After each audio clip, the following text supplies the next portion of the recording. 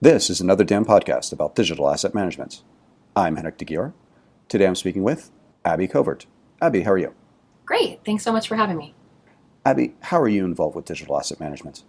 Well, I am a professional information architect. My involvement with digital asset management is really in helping organizations to understand the impact of language and structure on their effectiveness towards whatever their goals might be. And that can be across many mediums, which I think is similar to kind of the challenges that digital asset managers face as well. They're looking at sort of the scaffolding that then initiates a lot of processes within an organization. So my job is pretty similar in that regard, I would say.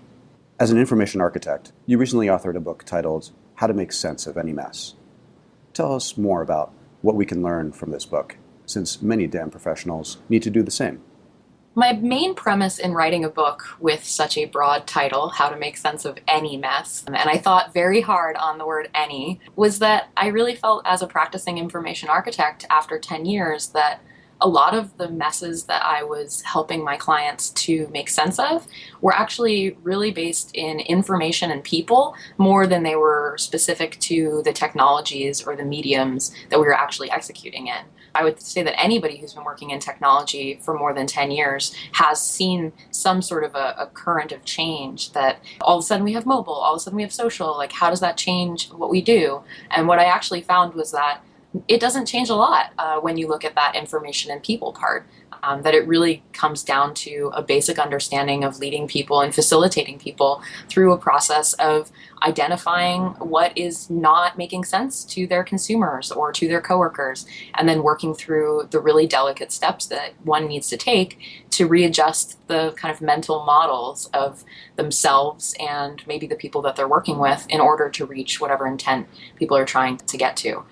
So I guess after spending a lot of time making sense of other people's messes, I sort of wanted to know if I could write a book that would help people make sense of their own. And I think so far, based on the feedback, I think that you really can. You can self-serve this kind of stuff, which is great. What are the biggest challenges and successes you've seen with digital asset management? I definitely think that scalability is one of the biggest issues that organizations face in general, and whether that be scaling up to meet the needs of digital or scaling up to meet the needs of a growing business, those two things have sort of become synonymous. Like, I don't run into a lot of companies that are scaling up their business. That doesn't mean they need to scale up the digital side of their business. And then also the cross-channel nature of things, the decision to invest or not invest in certain channels and the impact of doing so. Taking the time to start a new social channel that just got announced is sort of taking the time away from doing something else. So I think in terms of digital asset management, I think that it's really difficult to kind of stay on the edge of that while also maintaining what you have and not letting the things that you have get sort of unkempt. So yeah, I would definitely say like scalability and kind of keeping up with the wave of change would be the biggest challenges. Successes, I would say anyone that can really pay close attention to context of use and not use metadata as a way of like checking the box on like, yes, we've collected metadata, but really thinking about how that metadata is going to apply to a use case that might be realistic to that organization and how they're going to use that content at a swift pace. And then also kind of the cadence that they're going to need it at. I think that anybody who is doing that level of deep research organizationally around the way that they're organizing their internal assets is probably seeing a lot more success than those who are, in their cubicles alone, just applying data schemas that make sense in their head. Because it's really easy to sort of do that from the common sense place. But it turns out that common sense is pretty unreliable in a lot of cases. Great points. What advice would you like to share with damn professionals and people aspiring to become damn professionals? I'm going to go and continue my thread of get out from your cubicle or your office or even from your desk and go work with other people. I think that the idea of doing the work versus concepting your way through how the work will be done is a really dangerous place to be by yourself. I think that if you're not, especially in a field that is so dependent on making sense of things for other people to use for their jobs, and I feel like if you can take that soft skill part and really use that and give equal attention to that than also your tools. I would say that would be my number one piece of advice. So have a conversation with as many people as necessary who will be using this.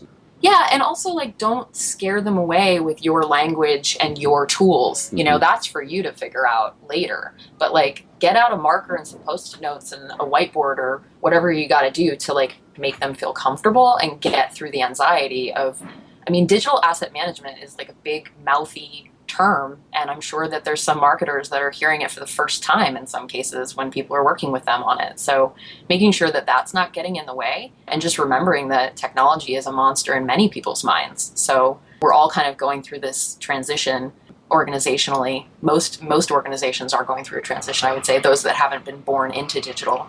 And even those are going through lots of transitions with the increased cross-channel nature of our businesses and our design needs. But I feel like if you can kind of educate people in a way that they understand that you're making decisions that are going to help them along the way, and that you're collaborating on those, and that you're just the filter. You're just the person that's going to go to the tool at the end of the day and like enter it in the way that you guys agreed it's going to be. But you're not like a dictator of the way that digital assets should be managed. Well, thanks, Abby. For more on this and other digital asset management topics, log on to anotherdamblog.com. For this podcast and 150 other podcast episodes, including transcripts of every interview, go to anotherdambpodcast.com. If you have any comments or questions, please feel free to email me at anotherdamblog@gmail.com. And Abby, where can we find out more information from you? abbythia.com, or you can find me on Twitter at abbythia. Thanks again.